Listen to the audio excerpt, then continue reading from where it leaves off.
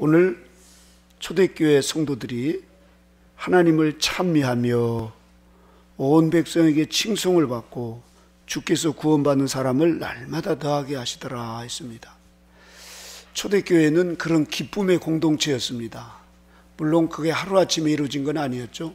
그들에게는 굉장히 큰 시험 가운데 예수님 십자가에 죽으시는 어마어마한 사건으로 인해서 다 흩어졌다가 부활하신 예수님을 통하여서 다시 그들이 모아지게 되고, 이제 그런 예수님께서 하늘나라로 올라가시게 되었습니다. 승천하신 이후에 주님은 너희가 이 예루살렘을 떠나지 말고 같이 모여서 기도해라. 그래서 오순절 마가의 다락방에 그렇게 전심으로 그분들이 기도하실 때, 성령이 강림하시게 될 때 드디어 12 사도들에게, 그 가룟 유다가 빠진 마띠아에게 12 사도들이 성령이 내주합일되는, 다시 말해서 교회 시대에 처음 익은 열매 되는 12 사도가 태동하게 되는 이 엄청난 사건. 그리고 120문도 성도들이 성령의 충만함을 받으니까 기뻐서 그들은 어쩔 줄 몰랐습니다. 모이기를 힘쓰고 또 모일 때마다 찬송하고 기쁘니까 춤을 춰가면서 올 때마다 큰 손에 뭘 들고 서로 나눠주는 거예요. 돈 있고 부잣집 있는 사람들은 팔아가지고 가난한 사람 나눠주고, 사도들 앞에 놔서 이거 좀 가난한 사람 나눠주라고 이런 역사들이 일어나니까 그 성도들이 모이지 말라고 그래도 그냥 모이고, 그러나 외부에서는 핍박이 심하고 또 잡아다가 감옥에 가주기도 하고 저들 이단이라고 하고 온갖 그런 욕설과 핍박을 받는데도 그 사도들과 초대교회 성도들의 기쁨을 끄질 못하는 거예요. 그들이 얼마나 기뻤든지 오히려 감옥에 가고 능욕받는 것을 기쁨으로 여기더라 하였습니다. 이러면서 그들은 초대교회의 그런 역사를 보니까 그들이 두려워하지도 않고 또 기사와 표적을 많이 행하고, 그 모이라고 안 해도 서로 모이려고 애를 쓰고 말이죠. 모이면 흩어지기를 싫어하고 그렇게 기도하면서 밤이 맞도록 그렇게 찬송하면서 그 기쁨을 주체하지 못하는 이런. 저희가 90년대 그런 사경회 때 말이죠, 월요일부터 토요일까지 그렇게 하면서 그 무릎 꿇고 앉아서 하루 종일 하는데도 11시까지 끝나는데도 안 가고들 거기서 또 기도하고 말이죠.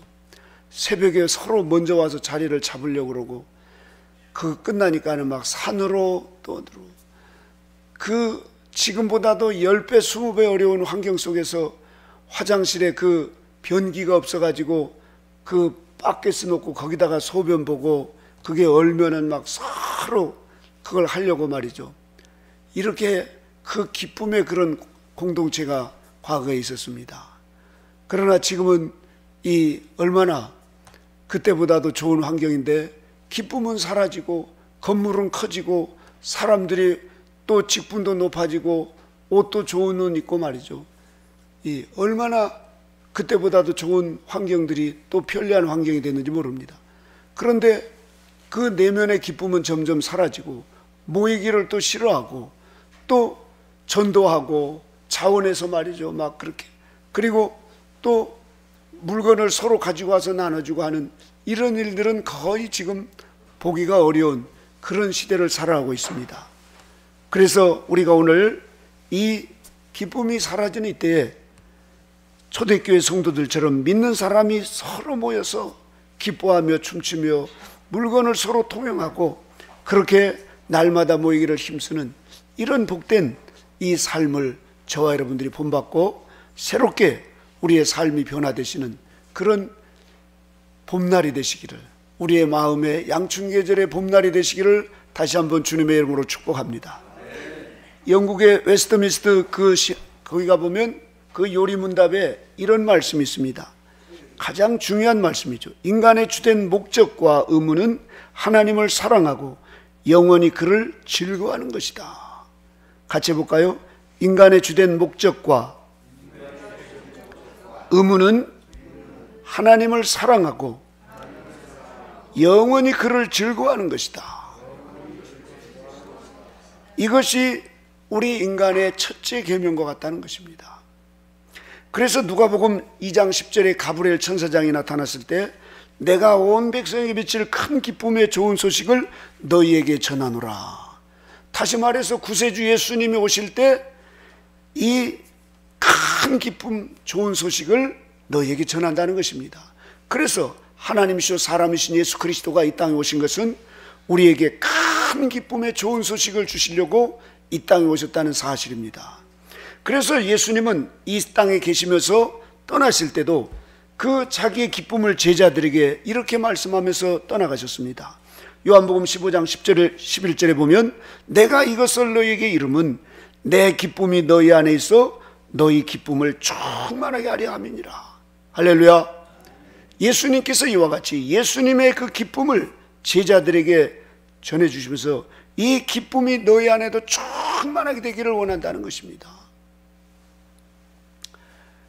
왜냐하면 이 기쁨의 복된 소식, 이 복음은 가난한 자에게 복음을 전할 때 그 마음의 부유함을 얻게 됩니다. 포로된 자에게 풀려나는 기쁨을 주시고 눈먼 자에게 다시 보게 될 수 있는 이 복된 소식, 눌린 자에게 자유케 되는 기쁨, 잃었던 돈을 다시 찾을 때처럼, 집 나간 자식이 돌아왔을 때처럼, 오래된 병이 나을 때처럼, 30년 동안 핍박하던 남편이 주님께로 돌아왔을 때 얼마나 기쁘고 탄성을 지르면서 너무 기뻐서 눈물을 흘리고 말이죠. 감격하고 그러지 않습니까?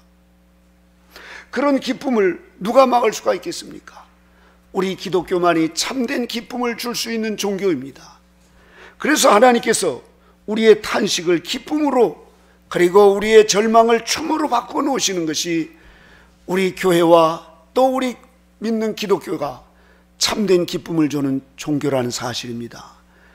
보타샤에 가면 나무아부 타불 관세음보살 수리수리 마하수리 수수리 마하수리 하면서 인간의 108번뇌를 얘기하면서 제가 21살에 그 기쁨을 좀 얻어보려고 암흑과 같은 그런 세월 속에서 그 절간에도 가보고 여기저기 가봤지만 그 어느 곳에도 기쁨을 찾을 수가 없었습니다. 그러나 예수 그리스도를 만나고 교회 다니면서 저에게는 기쁨이 뭔가를 알게 되었습니다. 기쁨이 없는 여러분들 혹시 계시나요? 코로나 이후에 특별히 우리가 즐거움의 축제, 이런 가정이나 교회나 직장 찾아볼 수가 없는 그런 이 불안과 초조의 시대를 살아가고 있습니다. 사람들이 냉담해지고 심지어는 우울해지고 또 그런 불안과 초조 속에서 또 전쟁이다, 저 우크라이나, 미얀마, 시리아 하면서 얼마나 뉴스마다 사람들에게 불안을 주고 어디 가지 마라, 어디 가지 마, 조심해, 조심해, 이렇게 하면서 사람들을 조심이라고 하는 이 조심을 흠정역에는 염려입니다. 그러니까 사람들에게 뭐예요? 조심하란 말은 염려해라, 염려해라, 염려해라, 이런 뜻입니다. 그래서 우리가 어릴 때부터 차 조심해라, 염려해라는 거예요. 또 길 조심해라, 사람 조심해라. 주님은 오늘 우리에게 마태복음 6장에 말씀, 염려하지 말라, 염려하지 말라, 염려하지 말라. 그런데 우리 사람은 불안하니까 염려해라, 조심해라, 염려해라, 조심해라 이러면서 교회 염려해, 가지마, 코로나 때문에, 오미크론 때문에 염려해라, 염려해라 하면서 교회와 멀어지고 사람과 멀어지고 또 가정에서도 사람과 사람끼리 멀어지고 이런 시대를 지금 살아가고 있는 이때 저와 여러분 모두가 다 느헤미야 8장 10절에 있는 말씀, 느헤미야가 또 이르기를 너희는 가서 살찐 것을 먹고 탄 것을 마시되 예비치 못한 자에게는 너희가 나누어 주라. 이날은 우리 주의 성일이니 근심하지 마라. 여호와를 기뻐하는 것이 너희의 힘이니라. 여러분, 우리의 힘은, 우리의 기쁨은 땅에서 오는 것인지 아닙니다. 같이 볼까요? 여호와를 기뻐하는 것이 너희의 힘이니라. 그렇습니다. 여호와를 기뻐하는 것, 여호와를 가까이 하고 하나님을 사랑하고 하나님을 생각하고 하나님을 찬양하고 예배하고 기도할 때 하나님의 팔을 움직이는 것이 우리의 기도요, 하나님의 마음을 움직이는 것이 우리의 찬양이요, 하나님께서 우리에게 기쁨을 주는 것이 예배입니다. 교회와 멀어져 보십시오. 기쁨이 사라집니다. 그러나 교회와 가까이 하고 교회에서 찬양하고 서로 그렇게 기도하면서 서로 또 음식을 나누고 초대교회처럼 할 때 그들은 기쁨을 이기지 못했다고 그랬어요. 그래서 느헤미야 12장 43절에도 보면 이날의 무리가 크게 제사를 드리고 심히 즐거워하였는데 이는 하나님이 크게 즐거워하려 하셨습니다. 부녀와 어린아이도 즐거워했으므로 예루살렘에 즐거워하는 소리가 멀리 들렸다. 바로 여호와를 기뻐하는 것이 우리의 힘이라는 것을 믿으시기를 주님의 이름으로 축원합니다. 그동안 우리가 돈으로 기뻐하려고 그랬고 또 쾌락으로 또 뭔가 보는 것으로, 그러나 그 기쁨은 일순간이고 찰나적인 것입니다. 지나고 나면 허무하고 공허하고, 오히려 어느 분들 뉴스를 보면서 정치 뉴스 보고 전쟁 뉴스 보면 기쁨이 옵니까 여러분? 더 사람이 우울해지고 더 사람이 불안해지고 더 사람이 초조해지고 우리의 마음의 기쁨을 빼앗아가는 마귀의 계략에 이 코로나 이후에 사람들이 교회와 멀어지고 하나님과 멀어졌을 때 우리의 힘, 영적인 힘을 잃어버리고 이렇게 사람들이 우울해하고 초조하게 살아갑니다. 성경은 하나님을 기뻐하는 것이 우리의 힘이라고 말하고 있습니다. 그것 없이는 아무것도 우리에게 참된 기쁨을 누리며 살아갈 수가 없습니다. 어린아이들에게 엄마가 강요해서 피아노 교습을 시켰습니다. 그러나 그 아이가 얼마 정도 하다가 기쁨이 없으면 오래 가지 않고 그냥 안 합니다. 또 바둑을 시켜도 그렇고 또 수학 공부, 영어 학원 억지로 그렇게 시켜도 어느 정도는 하는 것 같으나 그 아이에게 그런 기쁨이 없이는 계속할 수가 없습니다. 뭔가 하면서 숙달되면서, 그러면서 우리 은혜 자매님이나 또 박강희 자매나 피아노에 기쁨이 있고, 그러니까 피아노가 숙련되고 자꾸만 창의력이 생기고 그 가운데 기쁨이 있으니까 보람도 있고 또 거기에 즐거움도 있는 것이죠. 예배도 마찬가지입니다. 하나님을 사랑하고 또 하나님께 찬양하고 예배하는 것 억지로 할 수 없습니다. 성령 받은 자 아니고서는 절대로 할 수 없습니다. 돈 주고도 못합니다. 어떤 노숙자는 그 교회 가면은 10,000원씩 준다고 그 예배를 드리는데 예배 시간에는 계속 왔다 갔다 졸고, 그리고 돈 달라고 하고, 그리고 다른 교회 가서 그러고, 그런 분들의 성령이 내면에 계시지 않으니까 그 예배 드리는 게 전혀 그 사람들에게는 상관없어요. 그러나 이 자리에 계신 저와 여러분에게는 성령님이 우리에게 임하신 줄로 믿습니다. 성령의 12가지 열매 가운데 희락이라고 하는 열매가 있습니다. 기쁨입니다. 기쁨을 가져야만이 예배가 즐겁게 드릴 수 있습니다. 예배의 원동력은 기쁨입니다. 기쁨 없이 억지로 하면은 체면 때문에 하는 건 오래가지 못합니다. 바리새인들처럼 사두개인들처럼 억지로 형식적으로 하다가 마칩니다. 그러나 기쁨이 있을 때 우리의 에너지가 생산되고 기쁨으로 우리가 예배드릴 때 하나님 우리에게 강한 힘을 주십니다. 능력을 주시고 성령의 충만함을 주시니까 우리의 질병도, 우리의 지금 문제도, 우리의 모든 시험도 거뜬하게 이겨나갈 수가 있고, 또 이런 사회 어려운 불안함, 그리고 가정의 문제들, 이것을 넉넉하게 이겨나갈 수 있는 것이 하나님이 우리에게 기쁨을 줬을 때 그것을 해결해 나갈 수가 있는 것입니다. 이스라엘 백성들이 하나님의 선하심을 경험하면서 그들은 1년에 3차례 모이라고 했습니다. 하나님이 모여서 그들에게 기쁨을 주기 위해서 3차례 6월절, 77절, 장막절, 그래서 그들에게 함께 모여서 그렇게 하나님 앞에 제사 드릴 때 하나님은 그들에게 기쁨을 주시고 서로 힘을 주시고 결속력을 갖게 하십니다. 그렇게 했을 때 그들은 놀라운 하나님의 은총을 받고 그들에게 다시 새 힘을 얻고 나가서 활기차게 그렇게 삶 속에서 하나님을 찬양하며 살게 됐던 것입니다. 다시 한번 여러분, 우리의 마음에 새기시기를 주님의 이름으로 축원합니다. 하나님을 기뻐하는 것이 우리의 힘이라는 사실을 믿으시기 바랍니다. 두 번째로, 그러면 기쁨으로 가는 길이 무언가? 바로 기쁨으로 가는 길은 영적인 생활에 참다운 기쁨을 생산할 수 있는 오직 하나입니다. 그것은 바로 순종입니다. 이스라엘 백성들에게 광야를 걷게 하신 것은 너희가 하나님 말씀을 지키는지 아니 지키는지, 다시 말해서 순종하는지 그 여부를 보기 위해서 그 광야길을 걷게 하셨다는 사실입니다. 우리가 오래된 찬송가에 보면 예수님 안에서 믿고 순종할 때에 이런 찬양이 있습니다. 우리가 행복해질 수 있는 다른 길은 없습니다. 바로 하나님의 말씀에 순종할 때 우리에게 하나님이 기쁨을 주는 것입니다. 기쁨으로 가는 길, 바로 순종할 때 있습니다. 오늘 또 이 자리에 와 계신 저와 여러분들에게는 하나님이 기쁨을 100배로 부어주실 줄로 믿습니다. 제가 수도원을 여러 군데 방문하지만 활동 수도회가 있고 봉쇄 수도회가 있습니다. 봉쇄 수도회란 그들이 한번 들어가면 나오지 않는 거예요. 물론 치과에 가거나 부모님이 소천하시거나 이럴 때 특별한 경우에 나오는데, 우리 그 감리교회 강문호 목사님도 봉쇄 수도원을 하고 계시잖아요. 그래서 그런 봉쇄 수도회 이런 분들은 세상으로 안 나오고 밖에서.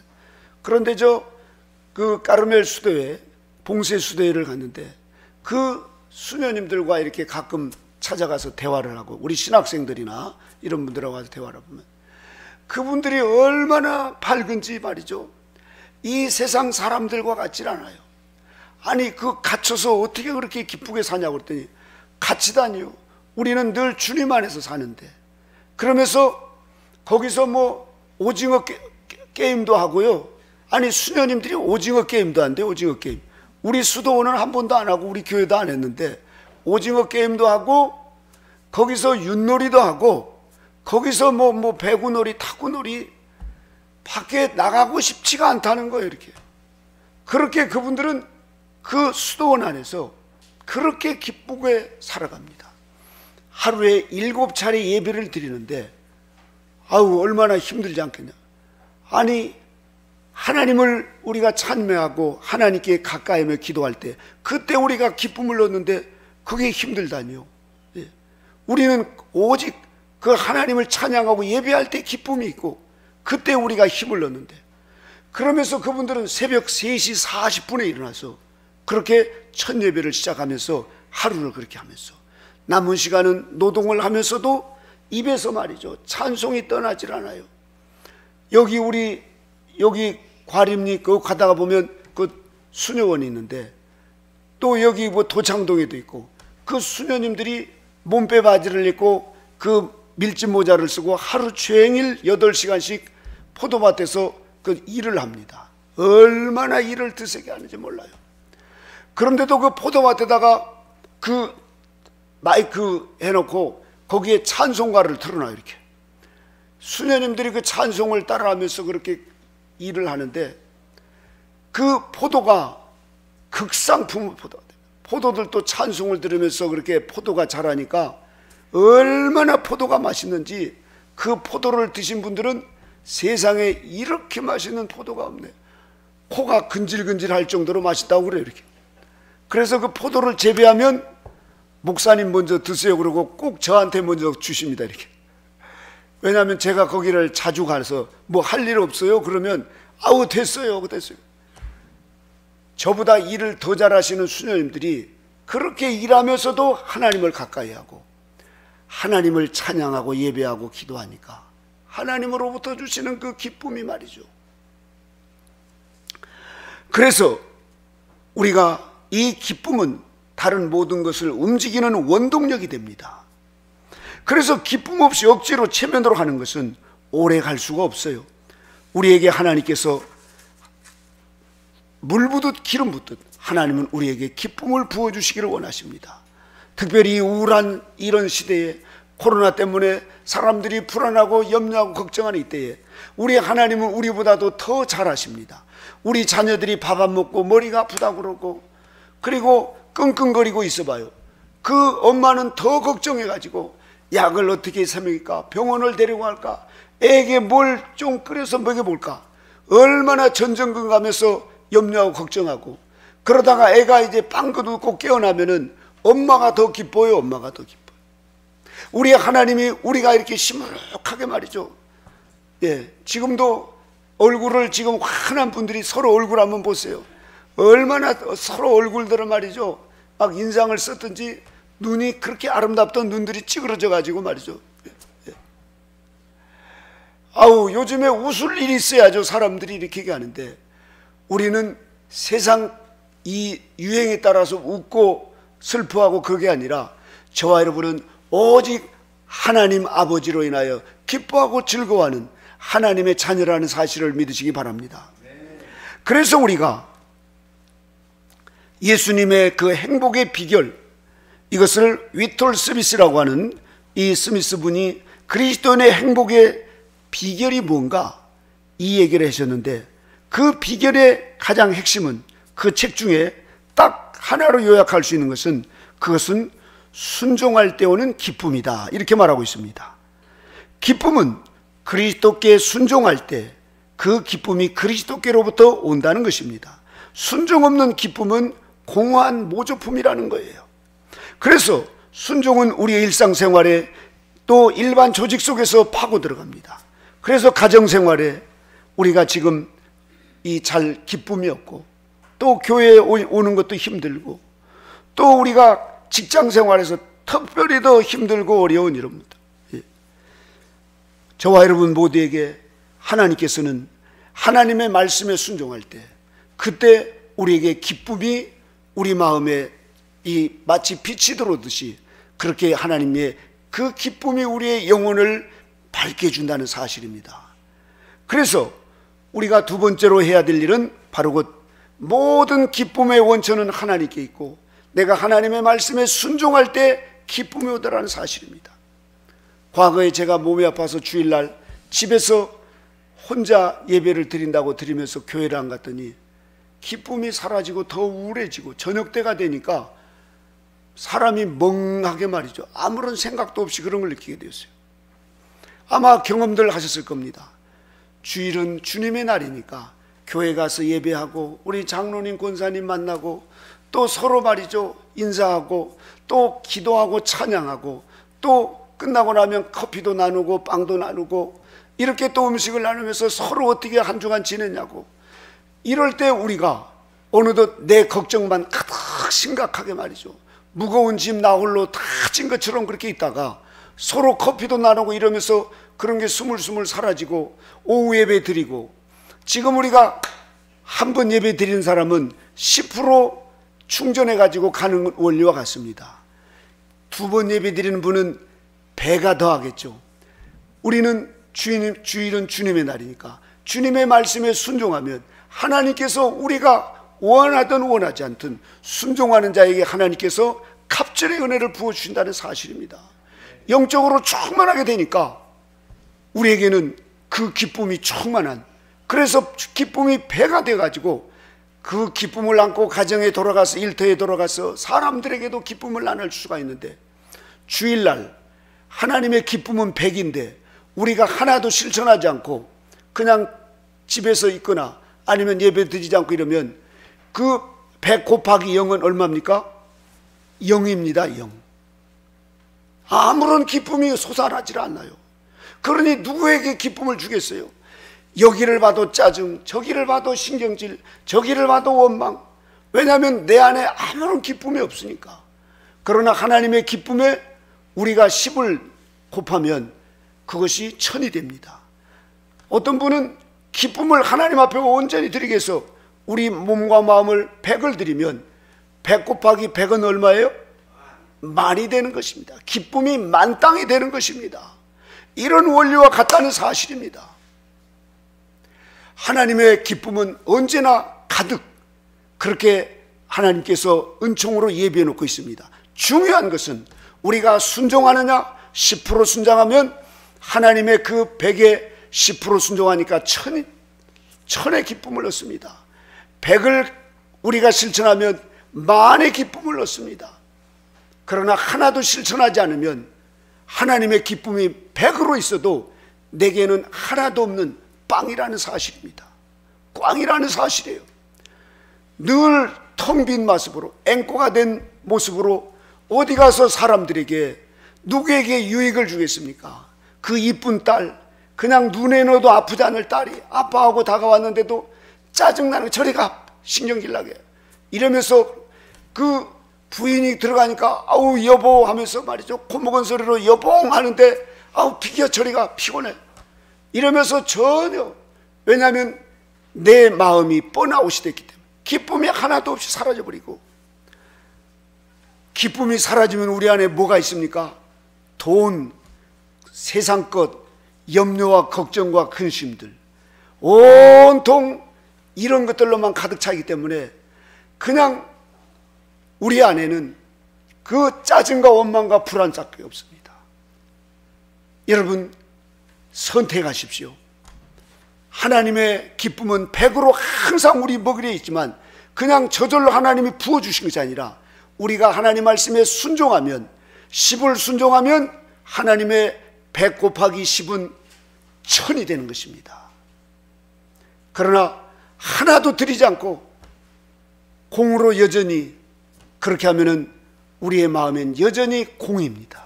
아무것도 없는 빵점이라는 사실이에요. 우리 모두가 다 이 기쁨, 순종할 때 온다는 사실을 분명하게 우리가 인식하고, 저와 여러분들 오늘부터 내 기쁨은 돈에서 오고 남편이나 아내나 또 아니면은 자식들에게서 오는 것이 아니라, 쾌락에서 오는 것이 아니라, 기쁨은 오직 나의 창조주신 전능하신 하나님께로 온다는 사실을 믿으시기를 주님의 이름으로 축원합니다. 그러면 마지막 세 번째로, 이 기쁨을 한순간에만 우리가 누릴 것이 아니라 기쁨의 훈련이 필요합니다. 경건에 이르기를 연습하라고 사도 바울께서 말씀하기처럼 뭐든지, 피아노를 잘 치는 것도, 그리고 당구와 골프를 잘 치는 것도 얼마나 많은 훈련을 합니까? 요번에 저 북경 동계올림픽에서 빙 잡아 도는 거 있잖아요. 3바퀴 도는 사람과 4바퀴 도는 사람, 안 도니까 무슨 약이라도 먹어가지고 반 바퀴라도 더 돌리려고 얼마나 사람이 훈련을 했겠어요. 그 어릴 때부터 말이죠. 우리나라의 그 김연아 선수는 그 금메달을 따가지고 얼마나 피겨의 여왕이라고 할 정도. 그런데 그 엄마가 어릴 때부터 얼마나 많은 훈련을 시켰어요. 과거에 그 훈련할 때 어린아이가 우는 모습도 봤어요. 그런데 이제 그 훈련을 통해서 피겨 여왕이 되고, 지금 우리나라의 김연아 선수라고 하면 어른 아들 알 것 없이 다 그 사람을 좋아하지 않습니까? 훈련에 훈련을 거듭하니까 그렇게 사람들에게 칭찬도 받고 또 메달도 따고 말이죠. 포상금도 받고, 천국의 원리도 그와 같습니다. 기쁨의 원리도 그와 같습니다.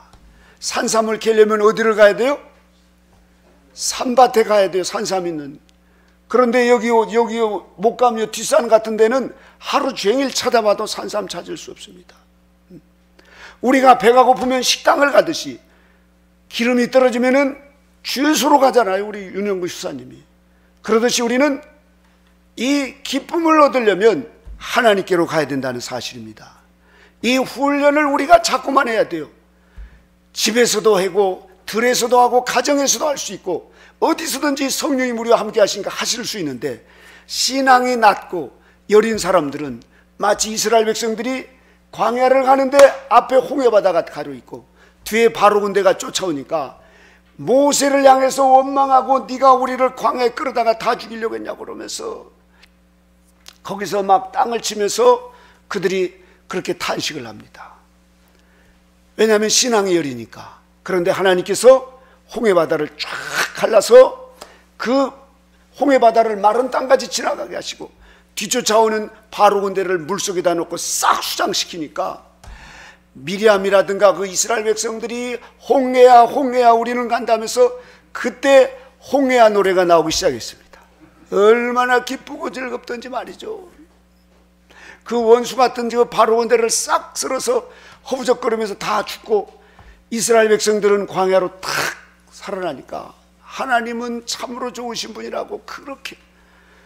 그런데 그 기쁨도 잠깐, 물이 없고 먹을 것이 없으니까 또 원망하고 불평하고 조금을 못 참고 말이죠. 그런데 하나님께서 그들을 광야로 내보실 때 그 200만이 되는 사람들을 어떻게 먹이고 입히고 재우겠어요? 그런데 전능하신 하나님은 그들이 조상에 듣어보지도 못한 만나를 먹이시고 물을 또 그렇게 단물로 하시고 밤에는 구름기둥으로 불기둥으로 역사하시면서 그들에게 메추라기를 먹여서 고기를 먹게 하시고 이렇게 하면서 광야를 점점 훈련하게 하십니다. 거기서 아말렉 족속들이 쳐들어와도 겁을 먹지만 하나님께 두 손 들어 모세가 하니까 여호와 니시 하면서 하나님이 승리케 해주신 거예요. 점진적으로 그 가나안 땅, 적과 꿀르는 가나안 땅, 하나님을 의지하는 훈련을 받게 합니다. 뭐든지 처음부터 다 되는 건 절대로 없습니다. 그런데 우리 많은 사람들이 기쁨을 너무 빨리 얻으려고 그래요. 훈련을 하지 않고 뭔가 빨리빨리 하면서 그렇게 뭔가 빨리 얻으려고 하는데, 빨리 얻는 것은 바로 사라집니다. 그리고 기쁨이라는 것은 우리가 연단을 받아서 우리 내면이 바뀌고 우리가 하나님과 더 가까워지고 또 우리의 모순투성인 타락하고 부패한 우리의 죄성과 정욕이 자꾸만 회개하면서 정결해져야만이 우리는 슬픔도 그것을 이겨나갈 수 있고, 손해를 봐도 그것을 이겨나갈 수가 있고, 그리고 사람들에게 모욕을 당해도 우리가 기뻐할 수 있고. 그래서 산상수훈에 보면 마지막 단계가 의를 위해 핍박을 받는 자는 천국이죠 이것임이라. 기뻐하고 즐거워해라. 너희의 상이 하늘에 큼이라 그랬습니다. 어린 신앙에서는 도저히 있을 수 없는 것입니다. 그러나 신앙이 성장하고 성장하면서, 그렇게 신앙이 높이 성장하면 주님 때문에 욕을 먹고 능욕당하고, 또 직장에서 내쫓김 당하고, 또 더 나가서 죽임을 당하는 있다 할지라도 오히려 기뻐하더라는 사실입니다. 사랑하는 성도 여러분, 이 기쁨도 훈련이 필요합니다. 그래서 사도 바울은 우리에게 빌립보서 4장 4절에 짧은 말씀이니까 같이 해보겠습니다. 주 안에 항상 기뻐하라. 내가 다시 말하노니 기뻐하라. 아멘. 사도 바울은 우리에게 다시 말하노니 기뻐하라는 것입니다. 그러면서 모든 일에 기도와 간구로 너희 구할 것을 감사함으로 하나님께 아뢰라. 그러면 하나님이 이 모든 것을 더해 주시겠다는 것입니다. 서두에 말씀드린 것처럼 주님은 마태복음 6장 25절 아무것도 염려하지 말라, 염려하지 말라, 목숨을 위해서 또 무엇을 먹을까 마실까 염려하지 말라. 말씀드린 것처럼 염려하지 말라는 것은 조심하지 말라 이 말이에요.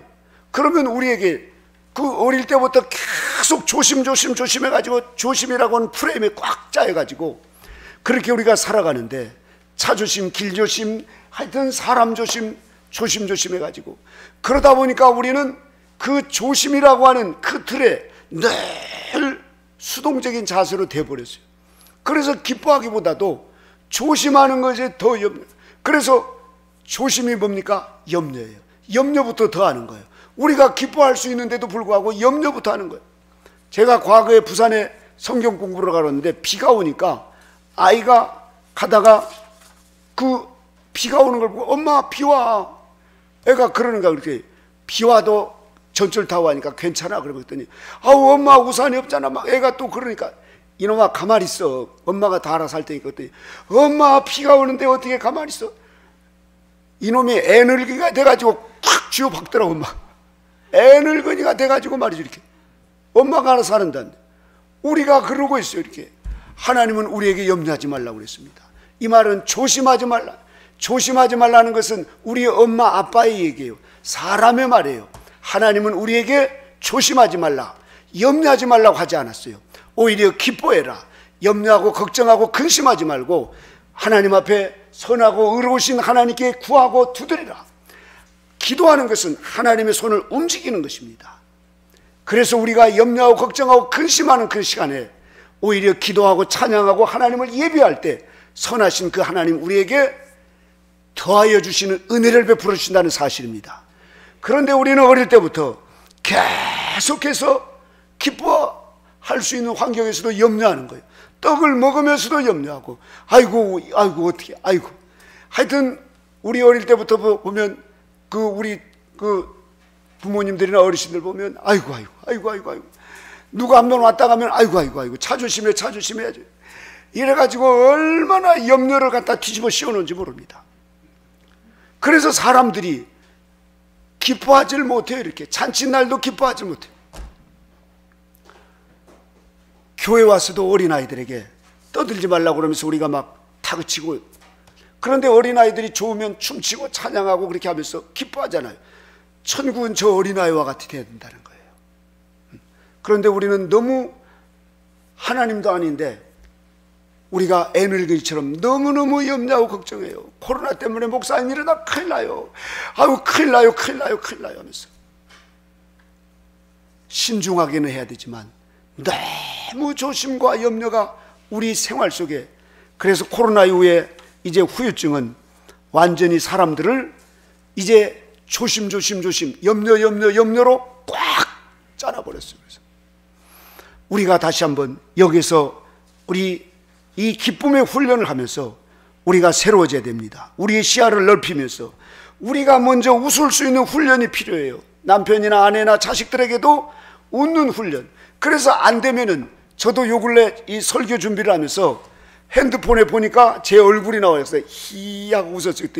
어떻게나 이 근육이 굳었던지 안 웃고 굳었던지 이상하게 웃는 것 같지. 히 하고 웃으니까 말이죠.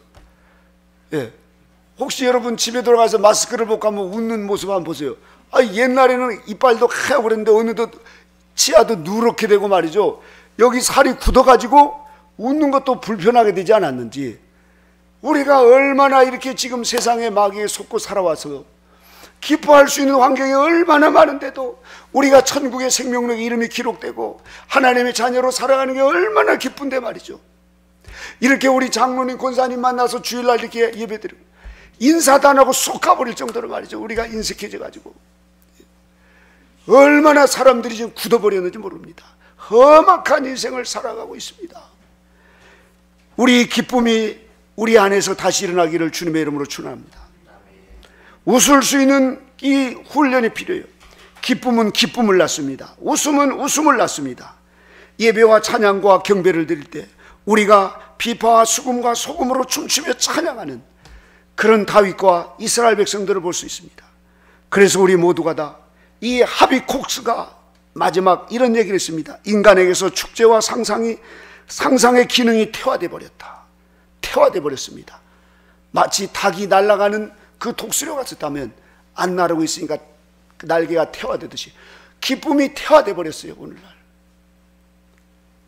그러면 뭡니까? 우리 안에 불안과 염려와 걱정으로 가득한 이때에 우리 모두 가정과 교회 빛으로 채우시기를 주님의 이름으로 축복합니다. 기쁨으로 채우시고 축제장으로 만드시고 부활의 간증을 하시면서 함께 우리가 찬송하며 예배할 때, 정기적으로 가정에 예배 드릴 때, 또 교회 우리가 어떤 예배든지 정기예배는 빠지지 않고 드릴 때 하나님이 우리에게 다시 한번 기쁨을 우리에게 선물로 줄 줄로 믿습니다. 이 기쁨이 있을 때 우리는 이 어려운 환경도 넉넉하게 이겨나갈 수 있고, 원수 같은 사람도 사랑할 수가 있고, 내가 돈을 떼이고 큰 시험이 닥쳐도 넉넉하게 이길 수 있다는 사실을 믿으시기 바랍니다. 우리에게 중요한 것은 영혼의 기쁨입니다. 우리의 영혼의 기쁨이면 범사가 잘 되게 되어 있어요.